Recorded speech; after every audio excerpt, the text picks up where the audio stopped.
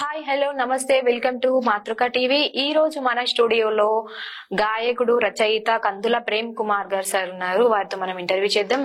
జై భీమ్ సార్. నమస్కారం అండి. సార్ ఎలా ఉన్నారు సార్? బాగున్నాను సార్. చెప్పండి, మీ నేపథ్యం ఏంటి? అసలు మీరు గాయకుడుగా ఎలా మారారు? నేను మా నేపథ్యం అంటే మా స్వగ్రామం చెప్పాలి. మా స్వగ్రామం వచ్చేసి గుండమరాజుపల్లి, మహబూబాబాద్ కు దగ్గరలో ఉంటది. మా చిన్నప్పటి నుండి ఆ పల్లె వాతావరణం, పల్లె సంస్కృతి అవన్నీ పల్లెల్లో వేసేటువంటి పల్లె శుద్ధులు, చిందు యక్షగానం ఇలాంటివన్నీ మా ప్రభావం అట్లా ఇదైంది. ఆ నేపథ్యంతో ఇట్లా పాటల వైపు పాడటం, వినటం అలా చూసి అలా లాస్ట్ కు పాడటంతో పాటు ఇప్పుడు రాయటం, అది ఆ శైలి యాదృచ్ఛికంగా వచ్చేసింది మధ్యలో. చిన్నప్పటి నుంచి గాయకుడు అవ్వాలని అనుకున్నారా? అట్లా గాయకుడు అవ్వాలని ఏం లేదండి, సహజ సిద్ధంగానే నేను పాడేది. ఎవరన్నా పాడితే చిన్నప్పటి నుండే అలా పాడేది. నేను నా ఫస్ట్ 4th క్లాస్ లోకి వచ్చాక, దానికంటే ముందు మా స్వగ్రామంలో అప్పుడు ఏం చేశారంటే, ఈ మేడే జరుగుతుంటది కదా, మేడే రోజు కార్మికుల ప్రదర్శన జరుగుతుంది. అప్పుడు మా ఊర్లో నేను ఈ పాట పాడాను.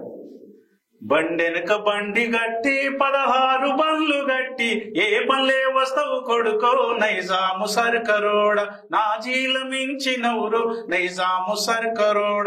ఇది మా ఊర్లో నేను అలా విని పాడినటువంటి పాట. అయితే అంతకంటే ముందు నేను మహబూబాద్ కి చదువుకోవడానికి వచ్చాను. వచ్చినప్పుడు నేను మొట్టమొదటిసారిగా అసలు పాటను పాడింది, నేర్చుకొని పాడిన పాట ఏంటిదనంటే, స్వర్గీయ ఎన్టీఆర్ గారి సినిమా నేరం నాది కాదు ఆకలి. ఆ సినిమాలో డాక్టర్ సినారే రాసిన పాట. మంచిని సమాధి చేస్తారా, ఇది మనుషులు చేసే పనియేనా, మనలో పాపం చేయని వాడు ఎవరో చెప్పండి, ఏ దోషం లేని వాడు ఎవరో చూపండి. మంచిని సమాధి చేస్తారా, ఇది మనుషులు చేసే పనియేనా, మనలో పాపం చేయని వాడు ఎవరో చెప్పండి, ఏ దోషం లేని వాడు ఎవరో చూపండి. ఈ పాట పాడిన మేడం. అయితే ఈ పాడటం ద్వారా మా టీచర్స్, ఆ రోజు మా గురువులు Sitamahalakshmi madam, Sarojini madam, Poolamma teacher, వీళ్ళంతా బాగా పాడుతున్నావు అబ్బాయి, బాగా పాడుతున్నావు అని నన్ను బాగా ఎంకరేజ్ చేసేటువంటి వాళ్ళు. సినిమా పాటలు బాగా పాడేవాడిని అప్పుడు. తర్వాత ఇక అన్ని సామాజిక గీతాలు, అభ్యుదయ గీతాలు, ఇట్లా అన్ని పాటలు అలా. అంటే ఫస్ట్ రచయితగా మారారా? ఆ తర్వాత రచయితగా నేను హై స్కూలు ఆ సమయంలో ప్యారడీగా అలా రాసి, తర్వాత నా స్వతహాగా ట్యూన్స్ నేనే చేసుకుని ఆ సబ్జెక్టును, అంశానికి అనుగుణంగా పాటలు రాయటం అట్లా వచ్చింది. బేసికల్ గా నేను సింగర్ అసలు, తర్వాత రచయితగా ఇది వచ్చింది మేడం. సార్, మీరు ఇప్పుడు ఇంత బాగా పాట పాడారు కదా, మీకు మొదటి నుంచి ఇంట్రెస్ట్ ఉందా ఇలా పాటలు పాడడానికి? పాటలు అంటే నాకు చిన్నప్పటి నుండి చాలా ప్రాణం. అంటే మీకు ఎవరైనా స్ఫూర్తి, అంటే ఎవరైనా ఉన్నారా మీకు, ఎవరైనా స్ఫూర్తిగా తీసుకున్నారా? అట్లా కోచింగ్ లేదు, గురువులు ఎవరు లేరండి. మొత్తం ప్రకృతే నా గురువు, ప్రకృతే పల్లె నాకు పాటల ముల్లే. ఆ ప్రకృతే నన్ను అంతా చేసింది. ఆ చిన్నప్పుడు మా ఫాదరు దొరక జీతం ఉండేది. అయితే మా అయ్యతో పాటు నేను కూడా ఆ పశువులు కాసేవాడిని. మా అయ్యకు జ్వరం వచ్చినప్పుడు మా అయ్య వంతుకు నేను పోయేవాడిని జీతానికి. పోయి ఆ పశువుల పాక ఊడ్చటం, వాటికి కాసుకరావటం, మేత పెట్టడం, ఇదంతా మా ఫాదర్ తో నేను చూసింది, నాకు ఎక్స్పీరియన్స్ అయింది.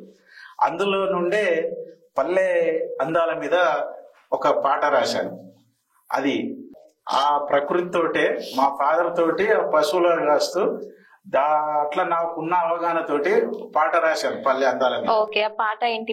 మా కోసం ఒక 2 లైన్స్ పాడు. మా పల్లె అందాలు రే పల్లె చందాలు, కళ్ళ కపటం లేని కన్న తల్లి చనుబాలు, మంచికి మారు పేరు మచ్చలేని పల్లెటూరు, అమ్మ నీకు వందనాలమ్మా నా పల్లె తల్లి, వేల వేల వందనాలమ్మా నన్ను గన్నా తల్లి, వేల వేల వందనాలమ్మా.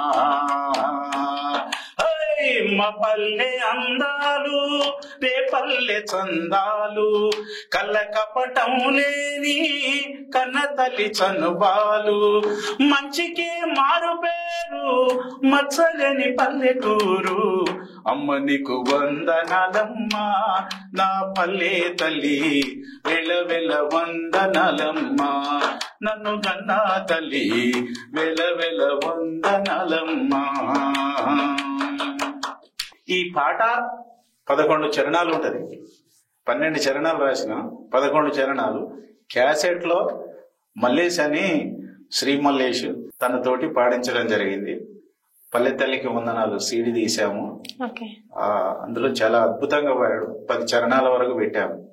ఇందులో పల్లెను వర్ణిస్తూ పల్లె ఔన్నత్యాన్ని పూరుస్తూ, తర్వాత అసలు పల్లె అంటే దేనికి ప్రతీక అనేది, గలగల పారేటి వాగువంకలతోటి కిలకిల పలికేటి రామచిలకలతోటి, పచ్చని పైరులు పాడి పంటలతో మురిసిపోయేటి మురిపాల కొమ్మర.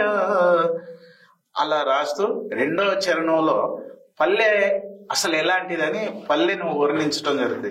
చింత చిగురు ఆకులని చీరగడతది, ఎవరు? పల్లె తల్లి.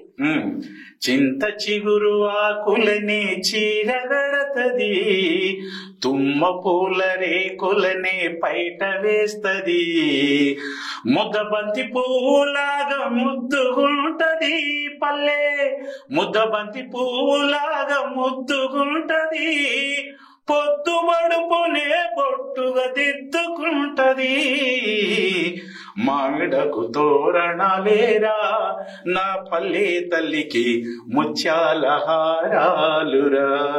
పెళ్లిలు పేరంటాలు అయితే ఇప్పటి కూడా నా పండుగలు పెళ్లిలకి మామిడాకుల తోరణాలు కడతారు. అది మన పల్లె సంస్కృతిలో ఒక భాగం.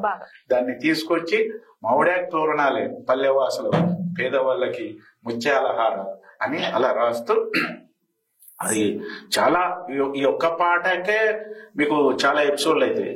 దాని వివరణ అలా చేస్తూ చేస్తూ పోతూ లాస్ట్ లో పండ్ల అల్ల నేరుడు పండ్లె పల్లె కంగురాలురా, తాటి పండ్లె నా పల్లెకు ఆపిల్ జ్యూసురా, అల్ల నేరుడు పండ్లె పల్లె కంగురాలురా, తాటి పండ్లె నా పల్లెకు ఆపిల్ జ్యూసురా, మర్రి పండ్లు పరిక పండ్లు తునికి పండ్లు ఈత పండ్లు తీరు తీరు పండ్లతోటి నోరంతారగిస్తూ నోరార పిలుస్తుందిరా నా పల్లె తల్లి, కడపార తినమంటుందిరా అని ఇలా రాస్తూ పల్లె గురించి రాస్తూ పోతూ అసలు లాస్ట్ లో అంట పల్లె ఏంటిది. లాస్ట్ లో ఈ పల్లె ఔన్నత్యం ఏంటిదంటే,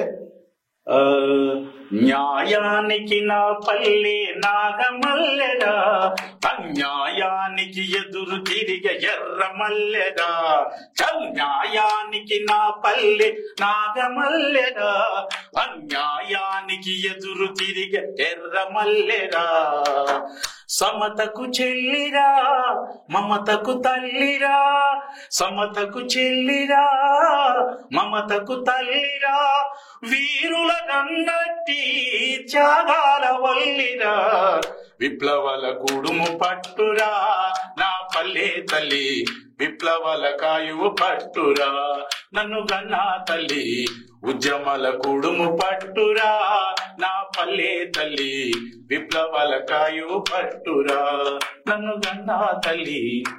ఓకే, ఇప్పుడు చాలా బాగా పాట పాడారు సార్.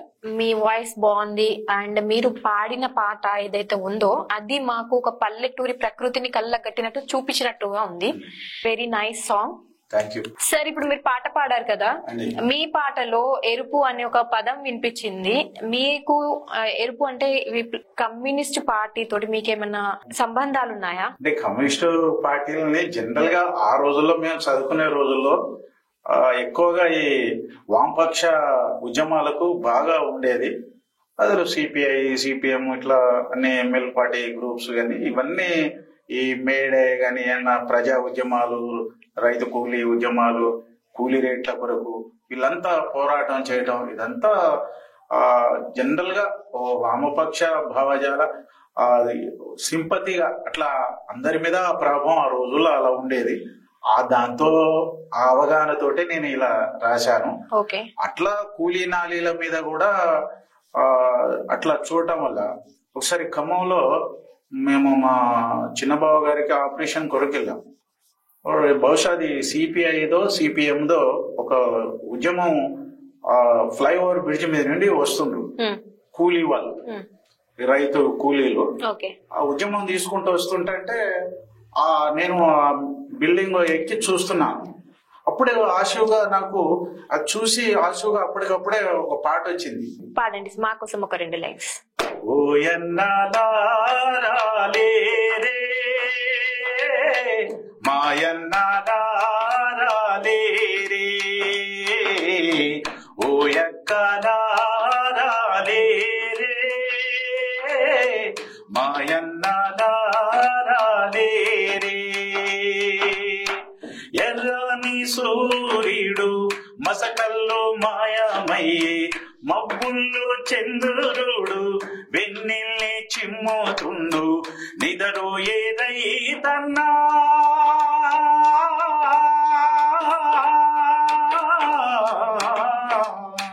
నిదరు ఏదైతన్నా పని చేసే కూలన్నా తొలి కోడి కూసింది తెల్లారే లేదన్నా ఓయన్నాలే రే. ఈ పాట so nice sir. Thank you. ఈ పాట చూసి నాకు అప్పటికప్పుడు అలా వచ్చేసింది. అట్లా బేసికల్ నేను సినిమా పాటలు ఏమనాలంటే సినిమా పాటల పిచ్చోని, సినిమాలు బాగా చూసేవాడిని.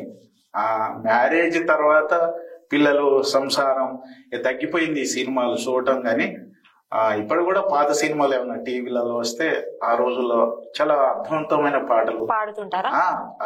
బేసికల్ గా నేను ఆర్కెస్ట్రా సింగర్ కూడా, ఆర్కెస్ట్రాలో కూడా పాడేది. ఇక్కడ మన వరంగల్లో కూడా బాగా పాడేది.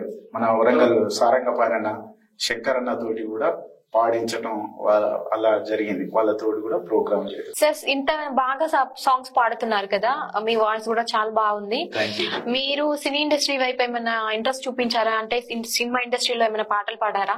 లేదండి, నేను లేదు, ప్రయత్నం కూడా చేయలేదు.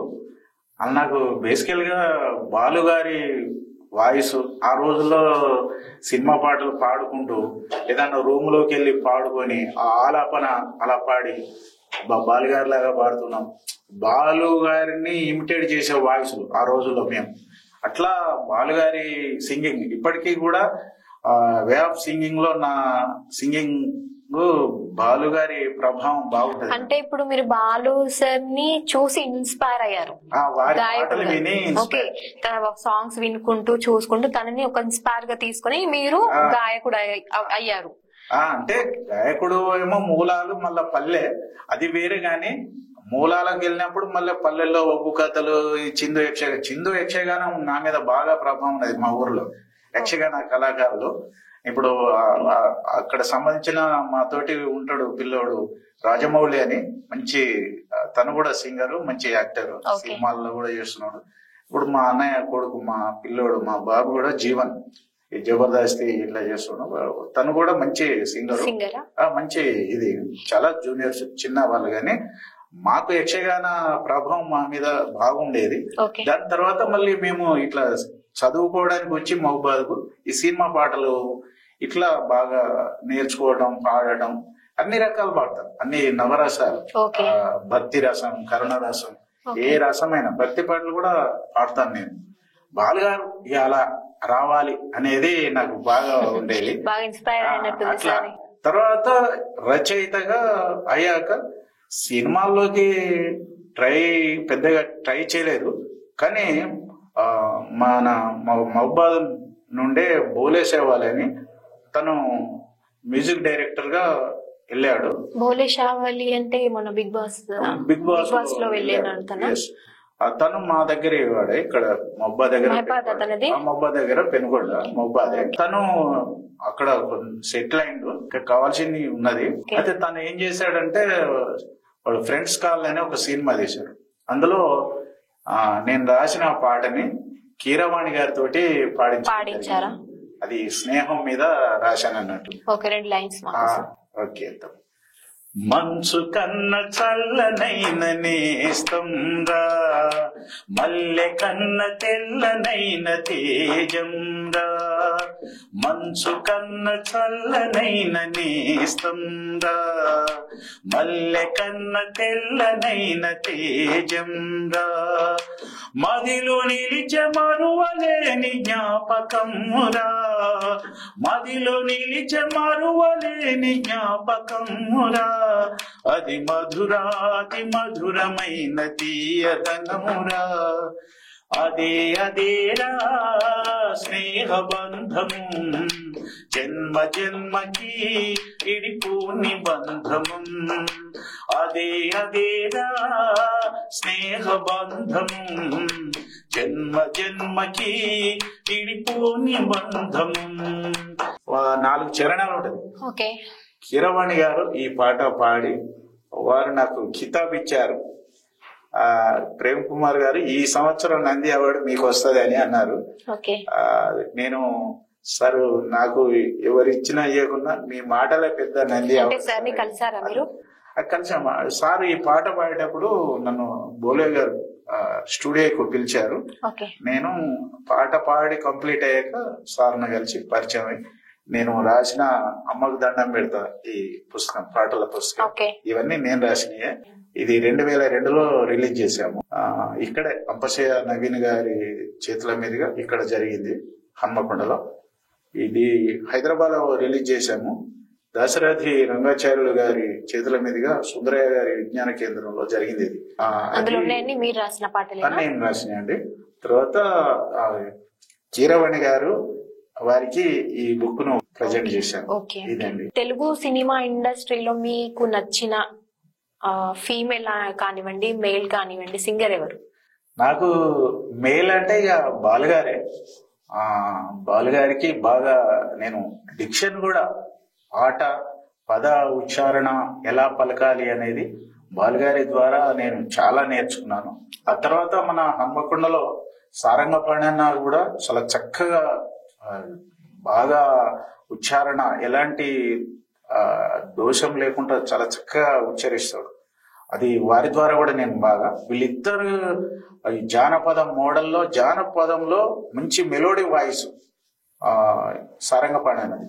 ఆ సారంగపాణి అన్న ద్వారా కూడా నేను, అయితే ఫోక్ వాయిస్ అనేది మాత్రము నేను చాలా మంది ఉద్యమకారుల ద్వారా ఈ మనకు ఎంతో మంది కళాకారులు ఉన్నారు. వాళ్ళందరికంటే కూడా నేను ఫోక్ వాయిస్ ఇన్స్పైర్ అయినటువంటి వాయిస్ మాత్రం శంకరన్న, హన్మకొండ శంకరన్న.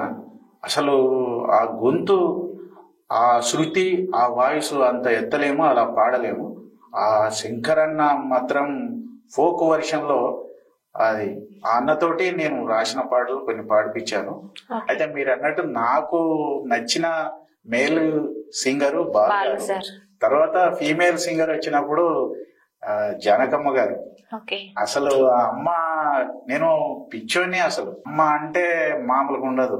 అన్ని వర్షన్స్, ఒక చిన్న పాపలాగా, ఒక హస్కీ వాయిస్, ఒక భక్తి గీతం గాని ఏదైనా కూడా అవలీలగా అలవోకగా పాడగలిగేటువంటి గాయని.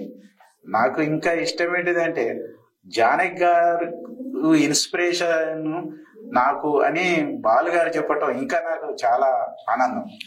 ఓకే సార్, ఇప్పుడు ఇందాక చెప్పారు కదా శంకర్ అండ్ సారంగపాణి అనేసి అన్నారు. వాళ్ళ సాంగ్స్ ఏమైనా మీరు పాడారా, లేక మీ సాంగ్స్ ఏమైనా వాళ్ళు ఫోక్ సింగర్స్ అంటున్నారు కదా, చాలా బాగా పాడతారు పాటలు అనేసి అన్నారు. వాళ్ళు ఏమైనా మీ సాంగ్స్, మీరు రచించిన సాంగ్స్ ఏమైనా వాళ్ళు పాడారా? పాడారు, నేను రాసిన వాళ్ళు పాడారు. అయితే నేను నా పాటలు వాళ్ళు పాడక ముందు, నేను కాలేజ్ స్టూడెంట్, హై స్కూల్ ఆ టైం అప్పుడు నేను వాళ్ళ పాటలు పాడేవాడిని. ఇప్పుడు మచ్చికి మన సారంగపాణి అన్న పాటలు, కొండ కోన తిరిగేటి మామయ్య,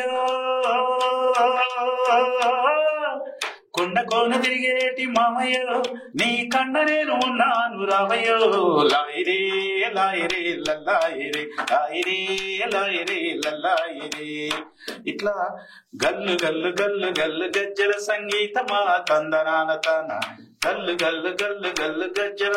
ఈ పాట ఇట్లా అమ్మలారా అయ్యలార ఊరు నేను, ఊరు నేను, పల్లెటూరు నేను. ఈ పాట ఆ రోజుల్లో ప్రతి గ్రామంలో విలేజ్ క్రీడలు, గ్రామీణ క్రీడోత్సవాలు పెడితే ప్రతి ఊళ్ళో డాన్స్ పోటీలకు ఈ పాట బాగా వేసేటువంటి వాళ్ళు. ఈ పాట నేను నోటికి నేర్చుకొని అట్లా సారంగపాణి అనే మెలోడీ సాంగ్స్ కూడా దేవరాత్ గారు రాసిన పాట, శ్రావణ మేఘం చల్లు కురియగా, ఇంద్రధనుసే వెల్లి విరియగా, నాట్యమాడింది మయూరి, నయనానందం కలిగించింది మయూరి, మయూరి మయూరి మయూరి నాట్య మయూరి మయూరి మయూరి. ఇలా ఇది సారంగపాణి అన్న. ఇట్లా చాలా ఉన్నాయి ఆయన ట్యూన్స్, చాలా మెలోడీ వాయిస్. అయితే ఇట్లా పోతూ నాకు నేను సారంగపాణి అన్న, బాలు గారు సారంగపాణి అన్న వర్షన్ కు రిలవెంట్ ఉంటది నాకు దగ్గరగా. కాబట్టి నేను వీళ్ళ వాయిస్, వీళ్ళ ట్యూన్స్ బాగా లైక్ చేసేటువంటివి. కానీ నాకు folk version, folk voice taste తెలిపినటువంటి గురువు అన్న మన శంకరన్న. శంకరన్న ఒకసారి రేడియో ప్రోగ్రాము ఇక్కడ హన్మకొండలో పెట్టారు, స్కూల్లో, గర్ల్స్ హై స్కూల్లో పెట్టారు. అప్పుడు అన్న పాడిండు, ఎల్లన్న ఎల్లన్న ఎల్లన్న ఎల్లన్న డోలు డోలు దోస పండురో, ఎల్లన్న డొల్లాలొక్క నిమ్మ పండురో, ఎల్లన్న డోలు డోలు దోస పండురో, ఎల్లన్న డొల్లాలొక్క నిమ్మ పండురో, ఎల్లన్న ఎల్లన్న ఎల్లన్న ఎల్లన్న ఎల్లన్న. ఈ పాట పాడాడు. అసలు అప్పుడు నేను ఫోక్ అంటే ఏంటిది, అప్పటికి నేను పీజీ చదువుతున్నా, కానీ నా టేస్ట్ అంతా లలిత సంగీతం, మ్యూజిక్, సినిమా పాటలు ఇట్లా ఉండేది. కానీ ఈ వాయిస్ విన్న తర్వాత అప్పుడు ఆయన టేస్ట్ అనేది తెలుసు. అప్పుడు నేను రాసిన పాటలలో శంకరన్న తోటి, విప్లవ బాటరాను ఇది వీరుల బాటరానా, విప్లవ బాటరాను ఇది వీరుల బాటరానా, కూలోళ్ళ బాటరానా ఇది పేదోళ్ళ బాటరానా, కూలోళ్ళ బాటరానా ఇది పేదోళ్ళ బాటరానా, ధీరుల బాటరానా రణసూరుల బాటరాను, విప్లవ బాటరాను ఇది వీరుల బాటరానా. ఇది రాశాను. తర్వాత ఇదే శంకరన్న తోటి, భరత భూమి రగులుతున్నదే ఓయన్నలు బగ బగ బగ మండుతున్నదే, మా అన్నలు బోరు బోరు నేడుస్తున్నదే, మా అన్నలు గుండె పగిలి కుములుతున్నదే, ఓ భరత భూమి రగులుతున్నదే ఓయన్నలు బగ బగ బగ మండుతున్నదే, మా అన్నలు బోరు బోరు నేడుస్తున్నదే, మా అన్నలు గుండె పగిలి కుములుచున్నదే. ఇది రాశాను. అదే మళ్ళీ సారంగపాణి అన్న తోటి, ఆయనది మెలోడీ వాయిస్ అని చెప్పాం కదా, ఆయనకు ఉండాలని ఆయన కట్నాల మీద రాశాను. ఇది సిరిమల్లె పువ్వా చిన్నారి చెల్లెలా, సిరిమల్లె పువ్వా చిన్నారి చెల్లెలా, కట్నాల కన్నీటిలో పయనిల్చెనావా, కట్నాల కన్నీరులో పయనిల్చెనావా,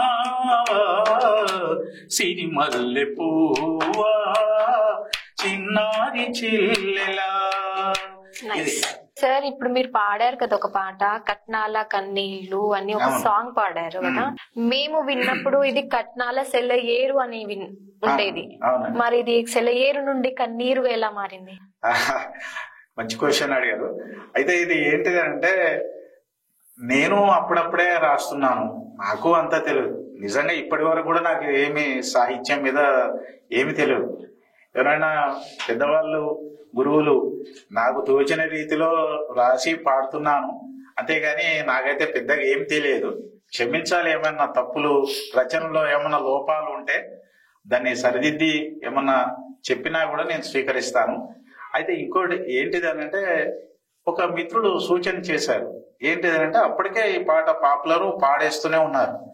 ఏంటిది అంటే కట్నాల కన్నీరులో పయనించే నావ అని నేను రాశాను. కట్నాల సెలయేరులో పయనించే నావ అని రాశాను. అంటే సెలయేరులో నావ పయనించదు కదా అని చెప్పారు.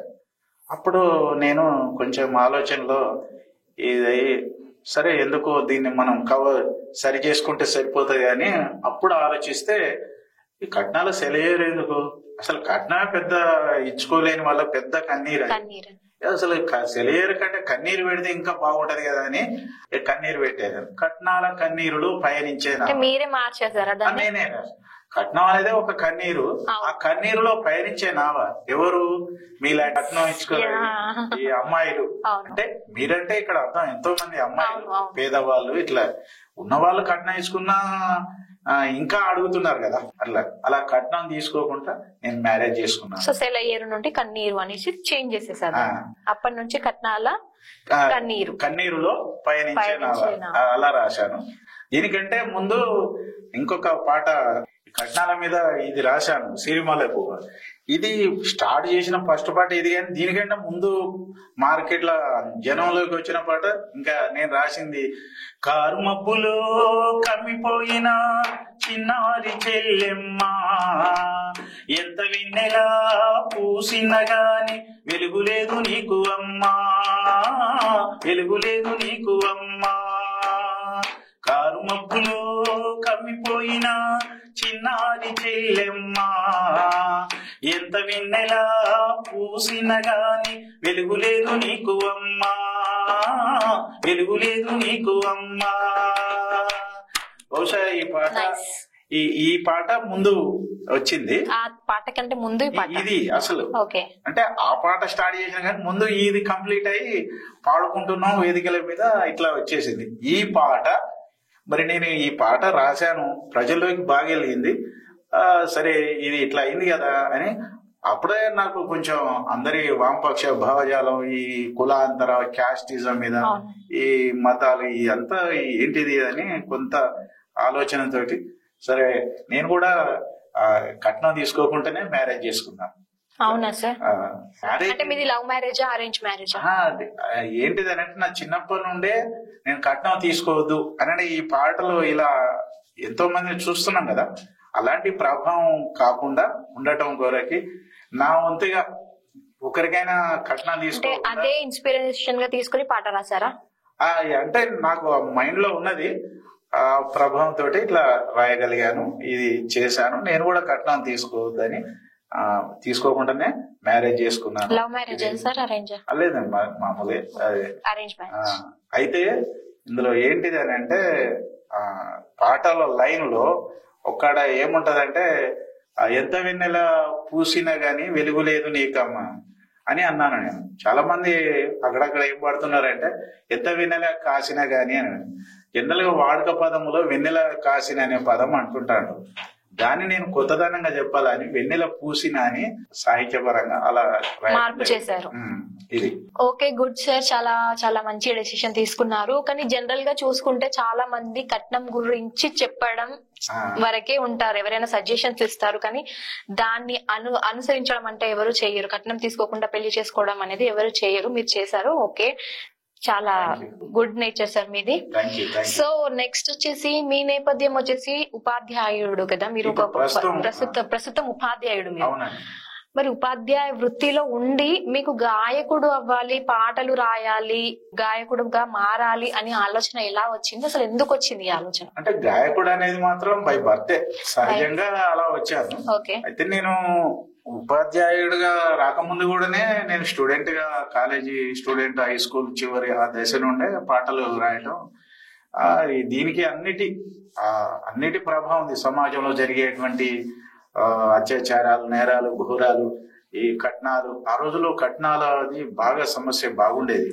ప్లస్ ఇప్పటి వరకు కూడా స్త్రీ జాతిని తక్కువ చూడటం ఇలాంటి, ఇప్పుడు మాలాంటి వాళ్ళం మేము ఇంత చెప్పినా కూడా అప్పుడప్పుడు పురుషాధిక్యతను ప్రదర్శిస్తుంటాం. నిజంగా ఒప్పుకోవాలని అంటే అది అయితే ఇలాంటి పరిణామాలు ఇప్పటికి కూడా స్త్రీల పట్ల ఇలాంటి కొంత ఉన్నది. అంటే వీటన్నిటిని దృష్టిలో పెట్టుకొని మీరు ఒక గాయకుడు అవ్వాలి అని, గాయకుడు అవ్వాలనేది ఏం లేదు. బేసికల్ గా నేను గాయకుడిగానే అలా వచ్చేసాను. తర్వాత దీన్ని ఇలాంటి సమాజ రుగ్మతల్ని కొన్నిటిని చూసి, ఈ కులాలకు వ్యతిరేకంగా ఈ చిన్న చూపు సమాజంలో జరిగే వాటిపైన స్పందించి కొన్ని నా వంతుగా ఏమన్నా రాయగలిగితే రాయటం అలా చేసి, ఇట్లా ఇప్పుడు మీరు స్త్రీలు అన్నాను కదా, స్త్రీల మీద కూడా రాసి అరుణోదయ నాగన్న తోటి పాడించారు. మేలుకో మేలుకో ఓ మహిళ, మేలుకొని సాగిపో ఓ మహిళ, నువ్వు మేలుకొని సాగిపో ఓ మహిళ, మేలుకో మేలుకో ఓ మహిళ, మేలుకొని సాగిపో ఓ మహిళ, నువ్వు మేలుకొని సాగిపో ఓ మహిళ.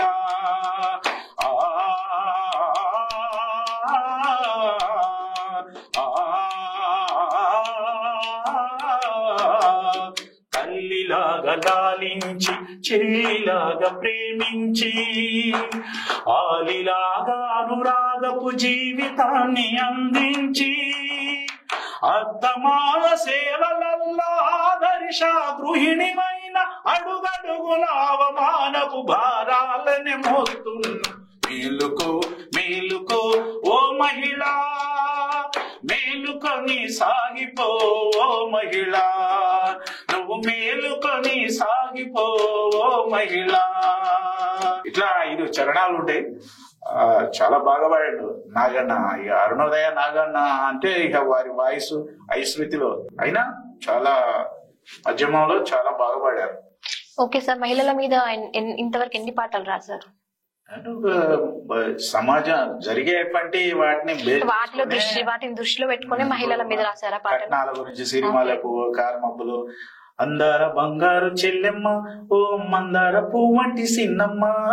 అప్పుడు నేను ఇంకా జాబ్ రాలేదు, పీజీ అయిపోయింది. ఆ టైంలో ఏంటిది మహిళల గురించి ఒకటి ఉద్యమం కూలీ నాలీల మీద పెట్టారు. అయితే జనరల్ గా మన ఇళ్లలో కూలీల పరిస్థితి ఎలా ఉంటదని అంటే, ప్రజానాట్య మండలిలో అప్పుడు నేను కొంత తిరిగి ఉంటుంది. వాళ్ళు అప్పుడు ఒక వర్క్ షాప్ పెట్టారు. అప్పుడు పెడితే ఒక పాట రాశాను. ఆ పాటే ఇది. అంటే కొంచెం సాహిత్యపరంగా కూడా ఉండాలని ఆలోచించి, అందాల బంగారు చెల్లెమ్మ, ఓ మందార పువ్వంటి సిన్నమ్మ, ఎట్టి కూలితోటి ఓయమ్మ, నువ్వు ఎన్నాళ్ళు బతికేవే మాయమ్మ, కష్టమెంత పడ్డగానమ్మ, నీ కడుపుల నిండవే మాయమ్మ, అందాల బంగారు చెల్లెమ్మ, ఓ మందార పువ్వంటి సిన్నమ్మ, పొద్దుగాల నువ్వు లేతావు, ఇల్లు వాకిలంత ముద్దు ఊడ్స్తావు, పొయ్యి మీద ఎసురు పెడతావు, పోరగాన్లకు వంటికి పోస్తావు, గబగబ బుక్కెడు తింటావు, నువ్వు బిరబిర కూలికి పోతావు, వలుపు సలుపు లేక చెల్లెమ్మ, నువ్వు కలుపు తీయబోతే చెమ్మాయమ్మ, కూలి సరిగా రాకమ్మ, వంట కుండాలి మూల బండేనమ్మా.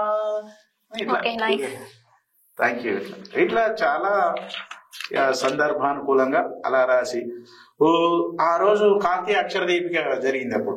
అప్పుడు ఈ పాట, ఓ మురిపాల నా ముద్దు చెల్లి, అనురాగాల బంగారు తల్లి, ఓ మురిపాల నా ముద్దు చెల్లి, అనురాగాల బంగారు బంగారు తల్లి ఓ చిన్ని చెల్లెమ్మ పలక పట్టుకోవమ్మ పలక బలపం పట్టెమ్మ చదువు నేర్చుకోవమ్మ ఓ మురి పాలన. ఈ పాట ఆ రోజుల్లో బాగా మా ఏరియాలో బాగా పాడేది. తర్వాత మదర్ తెరిసా గారి మీద వెళ్ళిపోయావా ఓయమ్మా మాకు దూరంగా వెళ్ళిపోయావా మదరమ్మ. దీన జనులందరినీ పేద జీవులందరినీ అభాగ్యులందరినీ అమ్మరిని అందరినీ శోకముల ముంచేసి లోకాన్ని విడిచేసి వెళ్ళిపోయావా ఓయమ్మా మాకు దూరంగా వెళ్ళిపోయావా మదరమ్మా. ఆకలితో అలమటించే అభాగ్య జీవులకు అన్నమై వచ్చావు వెన్నెలై వెలిగావు అమ్మగా లాలించి అండగా నిలిచావు పసిపాపలెందరినో వసివాడిపోకుండా వడిలోన చేర్చుకొని ఓలలాడించేసి వెళ్ళిపోయావా ఓయమ్మా మాకు దూరంగా వెళ్ళిపోయావా.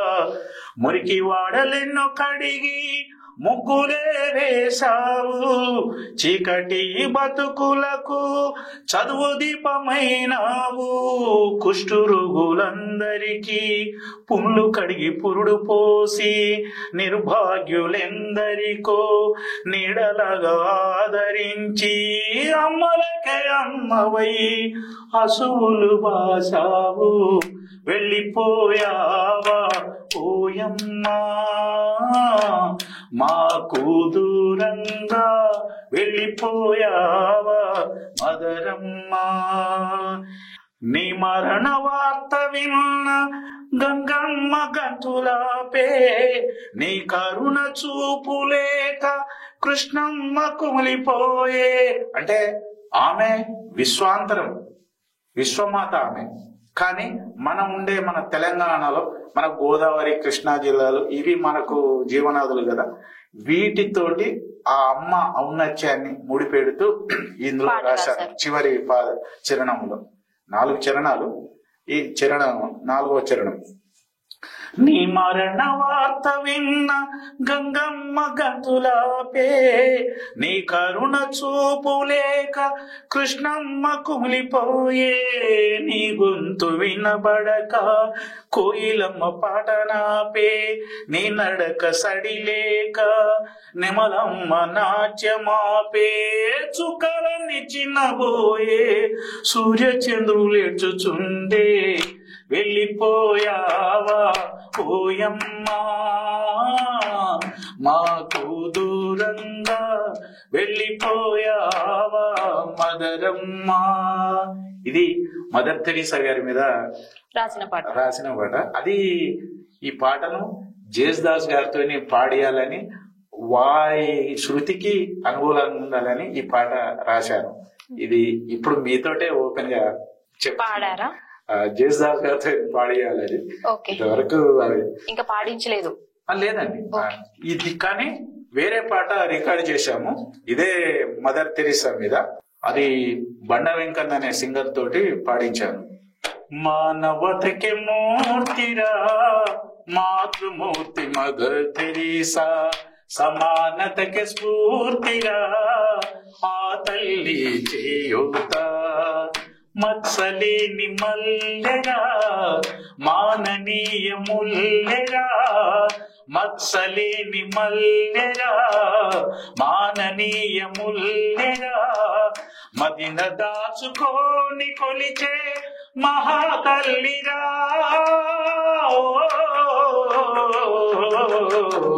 మానవతకి మూర్తిగా మాతృమూర్తి మదర్ తెరీసా సమానతకి స్ఫూర్తిగా ఆ తల్లి తల్లి చేయూత. ఇది తర్వాత రికార్డ్ చేశాం.